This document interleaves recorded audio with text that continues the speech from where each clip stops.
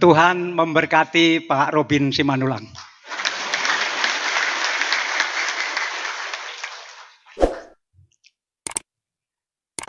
Saya sudah berumur 72 tahun.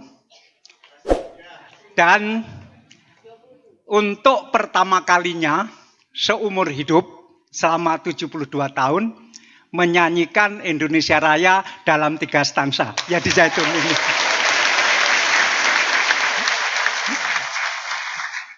Pertama tadi pagi ketika olahraga selama 1 jam bersama para siswa dan guru di Al-Zaitun ini. Kedua barusan. Dan yang kedua ini saya menyanyikannya lebih lancar. Karena ada teks.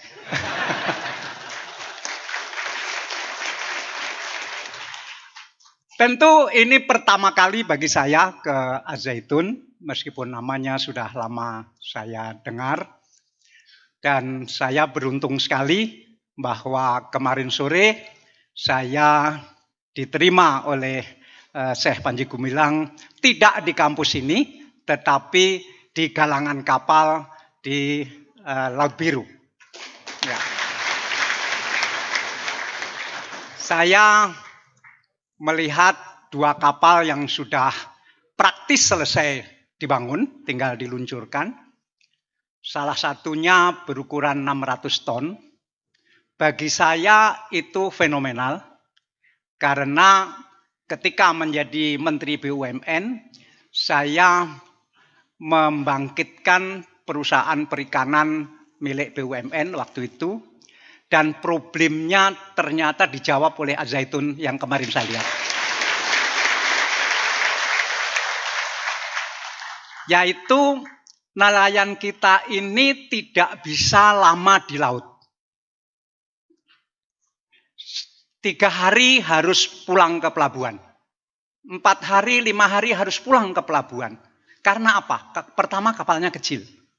Yang kedua kapal itu tidak dilengkapi dengan prasarana yang bisa mengawetkan ikan. Sehingga dia harus cepat-cepat ke pelabuhan. Supaya tidak busuk.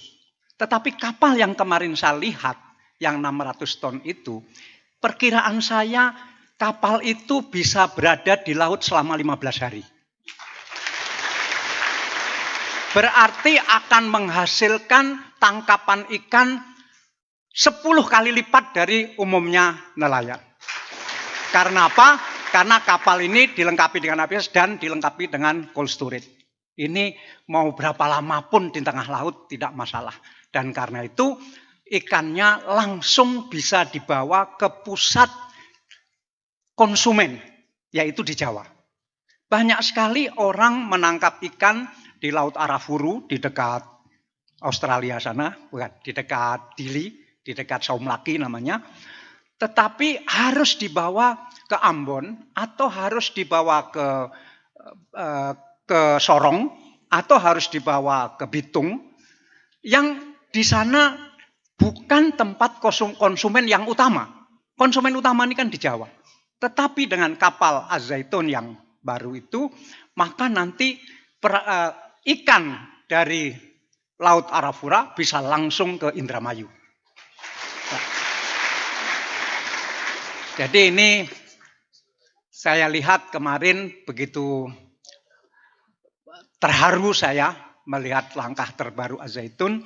Dan saya melihat problem utama laut di utara Jawa ini adalah dangkal, sehingga tidak bisa kapal besar merapat di pelabuhan di tepi laut utara Jawa. Kedua, banyak jaringan pipa gas dan pipa minyak. Tetapi kemarin saya mendapat penjelasan dari Syekh Panji Gumilang bahwa justru itu menguntungkan dan seterusnya. Maka saya hanya bisa berdoa mudah-mudahan ini sukses besar. Ya.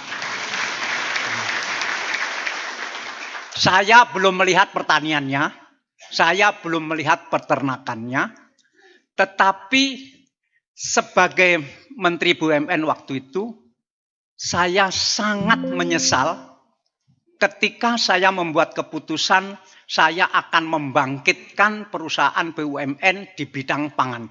Namanya Dewi Sri.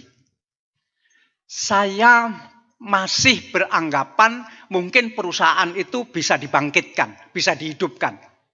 Ternyata menghabiskan waktu. Habis waktu saya untuk membina agar BUMN di bidang pangan itu bisa segera bangkit. Ternyata sulit sekali. Dan saya menyesal sekali kenapa dulu tidak saya bubarkan saja.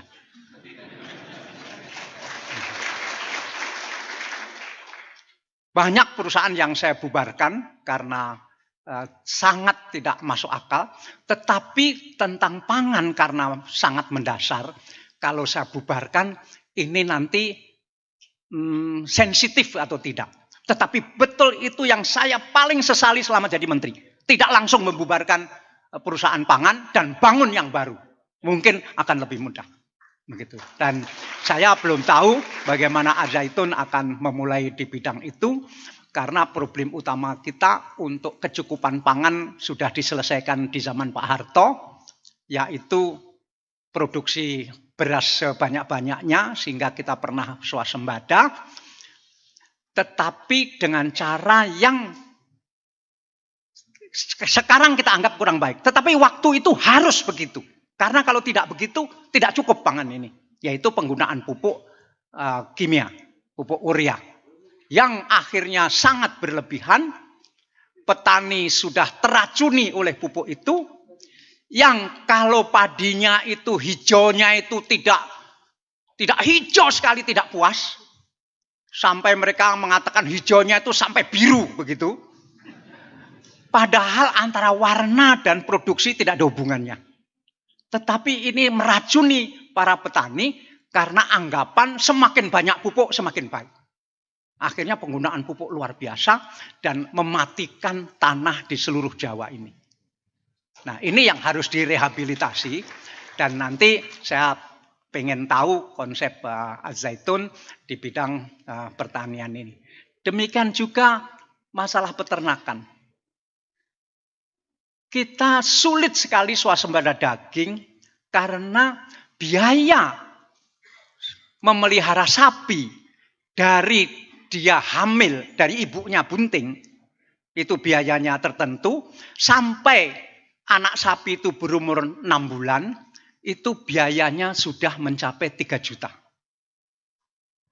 Kemudian harus dipelihara lagi, yang nanti ketika dijual harganya berapa. Ini tidak pernah ketemu. Nah ini solusi ini saya juga pengen tahu nanti mudah-mudahan ada kesempatan bagaimana konsep Al-Zaitun. Karena saya baca dari tulisan Pak Robin bahwa zaitun adalah miniatur Indonesia yang bisa memproduksi segala macam yang cukup untuk Al-Zaitun sendiri yang jumlahnya 7 ribu. Jadi ada rasional di situ. Luas tanah berapa, luas tanah pertanian berapa, santri berapa, bersama karyawan berapa, dosen berapa, bagaimana cara memproduksi dan memproduktifkan tanah ini sampai swasembada Al-Zaitun. Nah, kalau dalam skala Al-Zaitun yang orangnya begitu banyak dan bisa betul-betul swasembada, saya baca dari tulisan Pak Robin, maka apakah ini tidak bisa di skill up untuk skala Indonesia? Menurut Syekh Panji bisa begitu. Nah, rasionalitas seperti inilah yang saya sangat kagumi dari Al-Zaitun ini, sehingga semuanya harus serba dihitung, semuanya serba ilmiah, tidak ada tahayul, tidak ada segala macam, pokoknya harus dihitung. Gitu. Saking ilmiahnya sampai orang yang biasa tahayul menganggap ini tahayul baru. Ya begitulah. Karena di zaman medsos yang gila-gilaan ini ada yang disebut kebenaran baru. Jadi kebenaran saja tidak cukup. Kebenaran saja sudah kuno. Jadi siapa yang mengejar kebenaran itu sudah ketinggalan. Karena apa? Ada kebenaran baru. Ya. Dan kebenaran baru ini berbeda dengan kebenaran. Dan kebenaran baru nanti dasarnya bukan fakta. Jadi fakta tidak mencerminkan kebenaran. Jadi ini betul-betul kebenaran baru. Jadi kalau kita berbantah di media sosial dengan cara menyampaikan fakta-fakta, nggak ada gunanya. Nggak ada gunanya. Karena fakta tidak lagi menjadi bagian kebenaran. Kebenaran baru itu datang dari yang disebut persepsi. Jadi kebenaran lama based on facts, kebenaran lama bertumpu kepada fakta, kebenaran baru ini bertumpu kepada persepsi.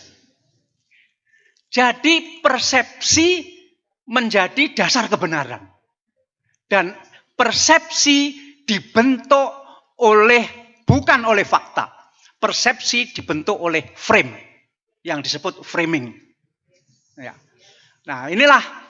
Jadi untuk apa gunanya perguruan tinggi kalau orang bisa mencari kebenaran lewat framing? Ini persoalan besar bagi para sarjana ilmu sosial untuk menyelesaikan itu. Dan di zaman gila-gilaan seperti ini, maka fakta tidak lagi dianggap penting. Yang dianggap penting adalah framing. Dan langkah berikutnya, actionnya adalah yang disebut buzzer. Jadi para pendakwah akan kalah dengan buzzer. Jadi fakultas dakwah harus diganti dengan fakultas buzzer. Ini yang disebut kebenaran baru.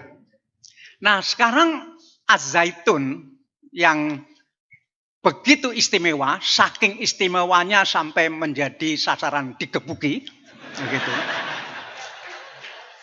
Apakah akan selalu istimewa? Dulu waktu saya masih muda dan aktif di pergerakan pelajar Islam dan mahasiswa Islam, itu tiap hari kita diskusi mengenai keumatan. Saya menjadi aktivis mahasiswa bukan berarti saya lama di perguruan tinggi. Saya hanya 2 semester. Setelah itu drop out. Karena saya lulusan madrasah aliyah di pesantren keluarga di Magetan, pesantren Sabilil Mutakin. Mungkin sealiran dengan keluarga Syekh Panji Gumilang, yaitu kelompok dari yang secara nasional disebut Masumi, tetapi ubudiahnya NU. Dan ketika itu menjadi korban PKI, kiai-kiai kami, yang berarti itu paman-paman dan kakek kami, semua dibunuh oleh PKI pada tahun 48. Dan madrasah kami praktis hancur karena kami penganut tarekat Satariyah, sehingga mursyid kami pun dibunuh PKI. Dan sejak itu maka madrasah aliyah kami tidak seberapa bermutu.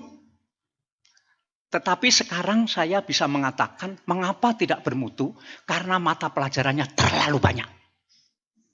Waktu saya di madrasah aliyah, mata pelajarannya 27. Pokoknya fikih, usul fikih dan segala macamnya, hadis, mustalah hadis dan segala macamnya, mantik, balaghah, semua dipelajari. Akhirnya nggak bisa semua.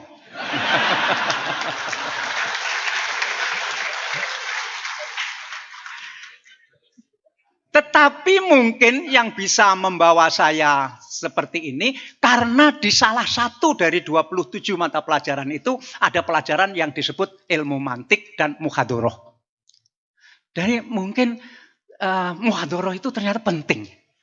Karena disitulah mulai belajar untuk bagaimana menghadapi orang banyak, menghadapi persoalan dan seterusnya. Dan Madrasah Aliyah sekarang tidak ada lagi pelajaran muhadoroh. Begitu. Jadi saya menjadi satu-satunya tamatan Madrasah Aliyah yang bisa menjadi direktur utama PLN.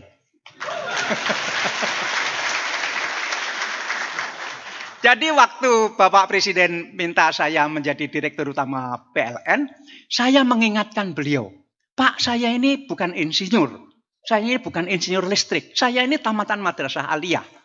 Kalau saya jadi direktur utama PLN, nanti Bapak akan disorot oleh masyarakat. Ini presiden apa mengangkat tamatan Madrasah Aliyah menjadi direktur utama PLN? Yang biasanya selalu tamatan Fakultas Elektro ITB. Jauh banget. Begitu. Tapi Bapak Presiden mengatakan, Pak Dahlan, saya tahu semua itu, tetapi krisis listrik lagi sangat berat dan sudah kita coba dengan berbagai intelektual untuk memimpin PLN tidak berhasil. Nah, sekarang saya tahu Pak Dahlan akan berhasil. Kenapa, Pak? Dia bilang, Pak Dahlan mempunyai apa yang disebut, dan ini bukan kata-kata saya, ini kata-kata Presiden, dan ini tolong diingat para wisudawan. Ini yang terpenting.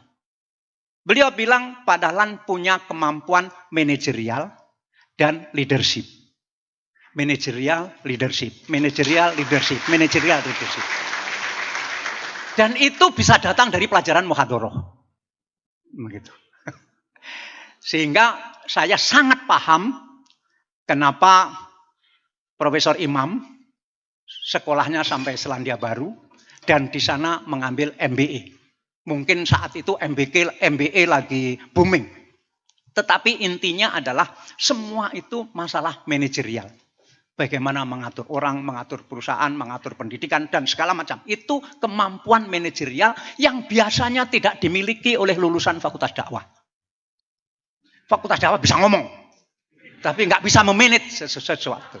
Nah, dan kemampuan manajerial inilah yang sangat unggul di Zaitun. Sangat unggul. Kemampuan manajerial.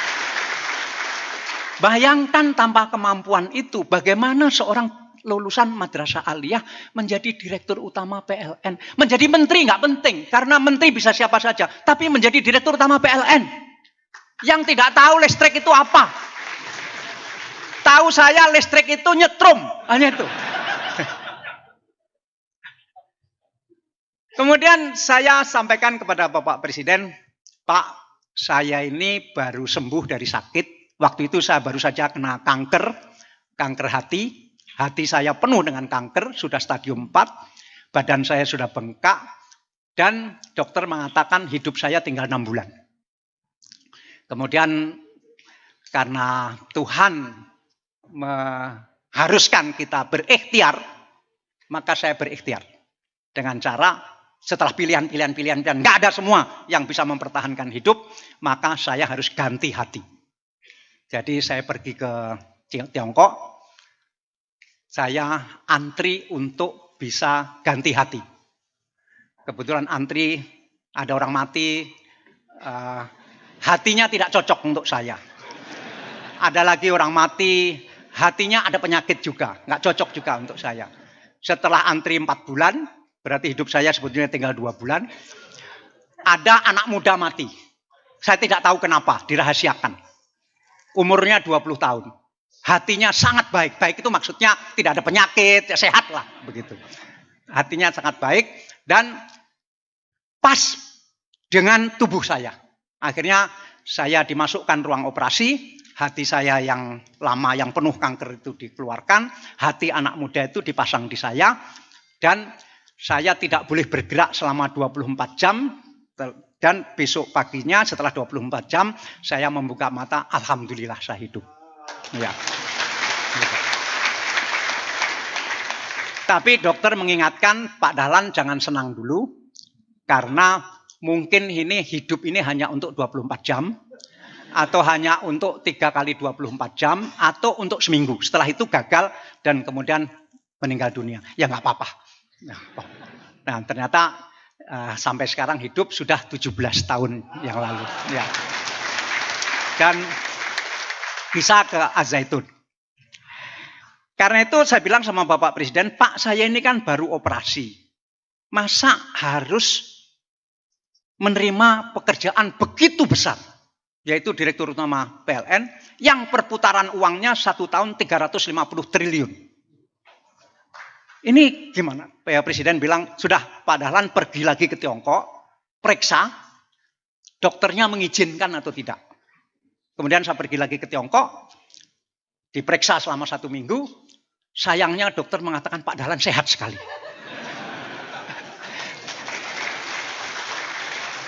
Dan boleh menerima pekerjaan apapun.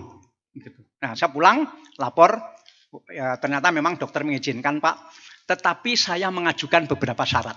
Pertama, seluruh direktur PLN harus saya yang menentukan. Ini persis di Az-Zaitun, tidak mau ada orang lain. Karena sulit sekali menghandle. Apalagi nanti harus kerjasama dengan mana, kerjasama mana, aduh pusing. Waktu habis, energi habis. Saya bilang, izinkan saya yang menentukan seluruh direktur.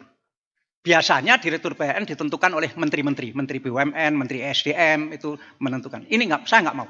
Karena apa? Saya mau satu tim yang kuat. Yang satu tim itu harus satu hati bersama saya. Begitu. Nah, ini yang disebut pembangunan the dream team. Jadi tim itu sangat penting. Karena kalau tim tidak menyatu, ini pekerjaan apapun. Jadi para wisuda nanti, kalau tim ini tidak menyatu, energi habis untuk yang disebut makan hati. Ya, gitu. Makan hati. Presiden mengizinkan. Ya udah, kita beri wewenang itu. Loh, kenapa diizinkan? Sudah nggak ada jalan lain. Ini listrik mati lampu itu sehari 3 kali. Seluruh Indonesia. Termasuk daerahnya Pak Robin. Tapi saya masih mengajukan syarat lain. Boleh Pak, saya hanya 3 tahun. Saya tidak mau 5 tahun. Masa jabatannya kan 5 tahun. Saya tidak mau. Loh kenapa? Saya pengen kembali menjadi orang bebas. Seperti Pak Robin jadi guru dulu juga berhenti jadi orang bebas. Paling enak orang itu bebas. Apalagi punya uang. Dan Presiden bilang, apa yang bisa dikerjakan selama 3 tahun? Pak, dalam 3 tahun saya akan buat listrik di Indonesia sama dengan Malaysia. Tidak lebih baik, tapi sama dengan Malaysia. Malaysia Barat maksud saya. Semenanjung. Karena kalau Malaysia Timur, jelek juga. Nah, Presiden juga mengizinkan. Terakhir saya bilang, Pak boleh nggak terima gaji? Karena ketika saya selamat dari ganti hati, saya ada berjanji dengan hati saya yang baru untuk tidak lagi mencari uang. Gajinya di Dirut PLN itu kan waktu itu 150 juta sebulan. Jadi boleh nggak Pak? Pokoknya atur, pokoknya yang penting mau jadi Dirut PLN. Begitu. Ya udah. Kemudian saya juga tidak pakai mobil dinas, bensin beli sendiri, pulsa telepon beli sendiri, semua beli sendiri. Juga karena mobil saya lebih bagus dari mobil dinas. Ini guyon tapi benar. Nah, janji saya 3 tahun, tetapi baru 22 bulan saya menjadi Dirut PLN, saya dipanggil oleh Bapak Presiden untuk menjadi Menteri BUMN. Nah, saya bilang sama Bapak Presiden, saya nggak mau. Saya janji saya 3 tahun. Dan saya akan bikin listrik ini seperti Malaysia Barat. Seperti Malaysia Barat itu maksudnya dalam 1 tahun hanya boleh mati lampu selama 7 kali. Dalam 1 tahun. Saya tidak bisa berjanji akan seperti Korea. Nggak bisa. Korea 1 tahun hanya boleh mati 1 kali. Begitu. Ini ukurannya seperti itu. Nah, Bapak Presiden enggak jadi menteri katanya. Karena PLN sudah bagus. Pak, belum. Indonesia Timur belum, Pak. Sudah bagus. Sudah enggak ada keluhan lagi katanya. Orang sudah senang semua. Terus kemudian jadi menteri itu. Nah, ya, itu yang disebut kemampuan manajerial dan kemampuan leadership. Kemampuan leadership ini yang agak sulit, harus dilatih. Karena itu sejak siswa di sini sudah dilatih bahwa pemilihan ketua siswanya harus lewat pemilu. Pemilunya diatur sedemikian rupa. Saya baca di halaman 44. Nah, sedemikian rupa. Semua itu adalah latihan kepemimpinan, tetapi dipraktekkan. Tidak latihan dengan cara ceramah. Tidak diceramahi. Karena khutbah itu membosankan.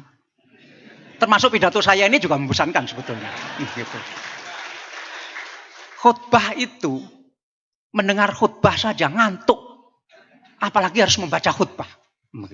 Jadi latihan praktis seperti itulah yang akan membina apa yang disebut kemampuan manajerial dan leadership. Nah, tetapi Az-Zaitun ini kan sekarang sudah berarti 25 tahun.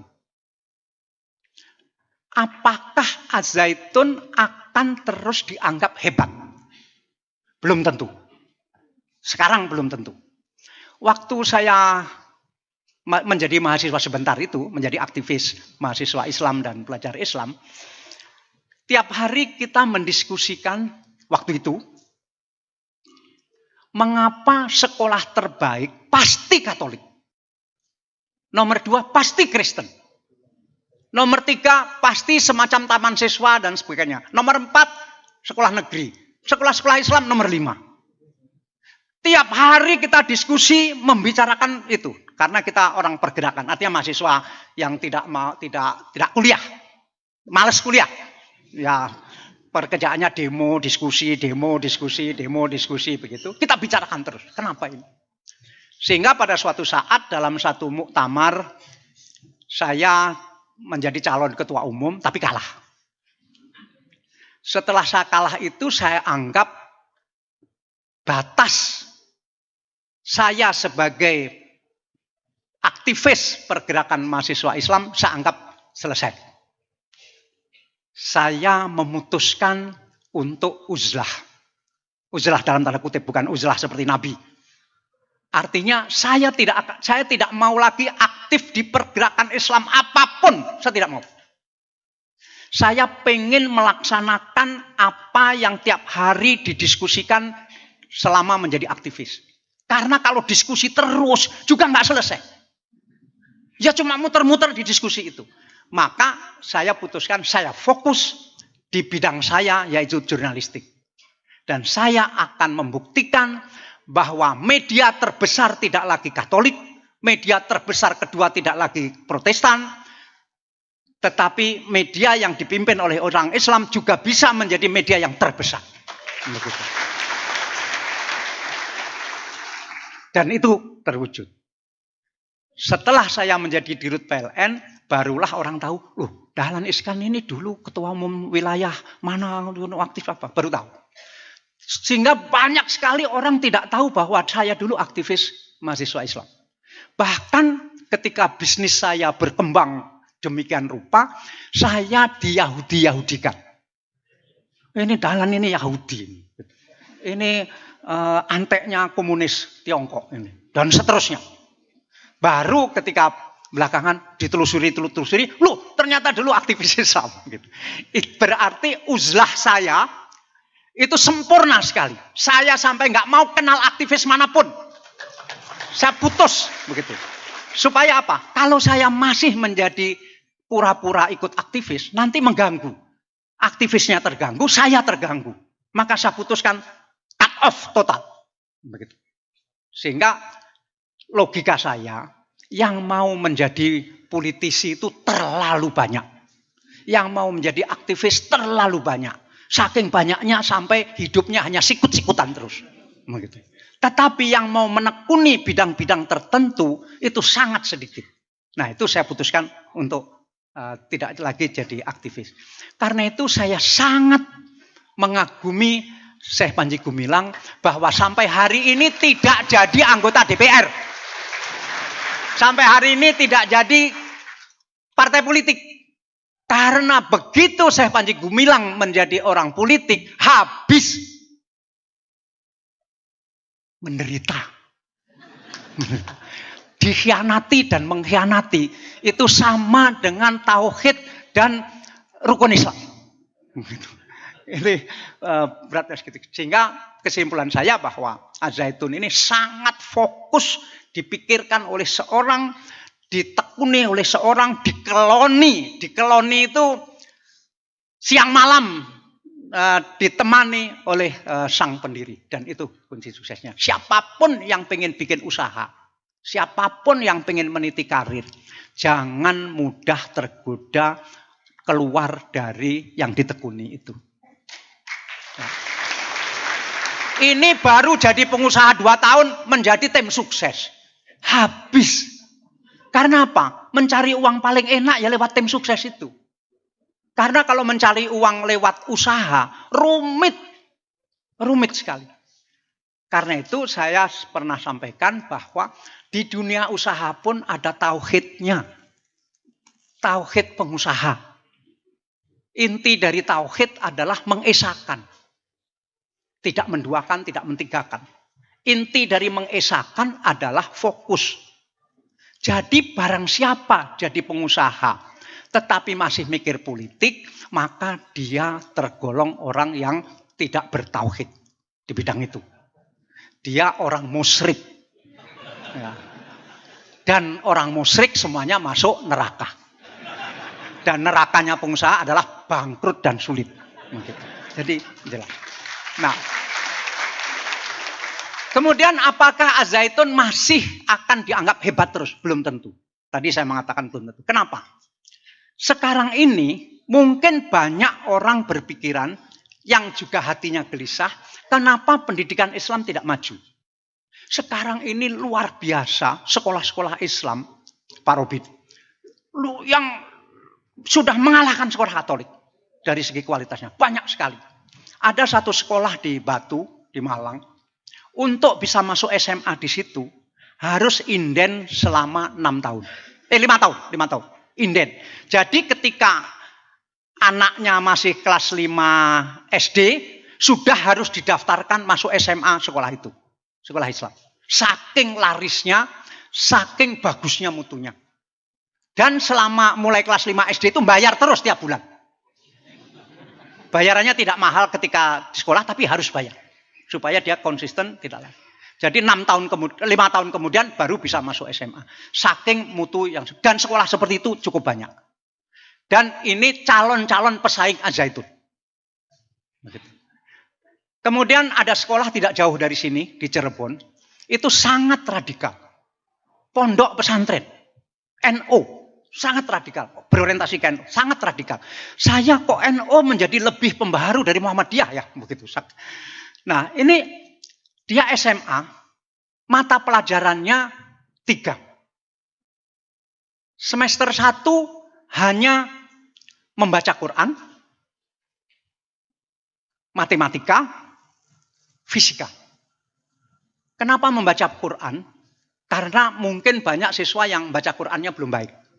Harus benar, tajwidnya harus benar. Dan ini 1 semester harus sudah selesai dan harus sudah bisa membaca Al-Quran dengan benar. 1 semester. Kalau 1 semester belum bisa baca Quran benar ya keterlaluan. Begitu. Kemudian semester 2, mata pelajarannya hanya 3 lagi. 1 menghafal Quran, 2 matematika, 3 fisika. Dan hafal Quran ini 6 bulan harus hafal. Tidak boleh tidak hafal. Karena menghafalnya lebih mudah karena sudah bisa membaca Al-Quran dengan benar. Berarti menghafalnya tinggal step berikutnya. Bukan menghafal sambil belajar membaca. Tapi hafal Quran ini hanya 1 semester. Semester berikutnya tidak ada lagi pelajaran hafal Al-Quran. Hafal nggak hafal 1 semester. Dan tidak harus hafal 30 juz. Bisa 10 juz, bisa 20, bisa 30, terserah. Yang penting hafal. Semester berikutnya Mata pelajarannya 3 lagi. Bahasa Inggris, matematika, fisika. Dalam 6 bulan harus bisa bahasa Inggris. Tidak ada pelajaran bahasa Inggris lagi di semester berikutnya. Semester berikutnya lagi bahasa Arab, matematika, fisika. Terus begitu. Nah, apakah bisa lulus ujian nasional? Kalau pelajarannya seperti itu. Nah, pesantren ini memutuskan untuk semester terakhir tidak ada pelajaran apapun kecuali mengerjakan soal-soal ujian nasional. Tiap hari selama 1 semester. Dan ini saya anggap sangat rasional. Mengapa untuk ujian 3 tahun lagi sudah harus belajar sekarang? Jadi dia pepet itu di semester terakhir untuk lulus ujian nasional.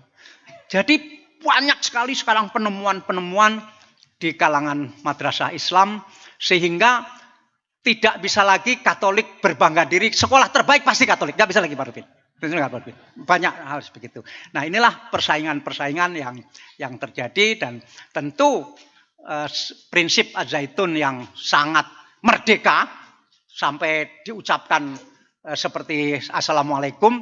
Saya anggap kemerdekaan ini akan menjadi modal yang sangat besar bagi Az-Zaitun untuk step berikutnya lagi. Terima kasih.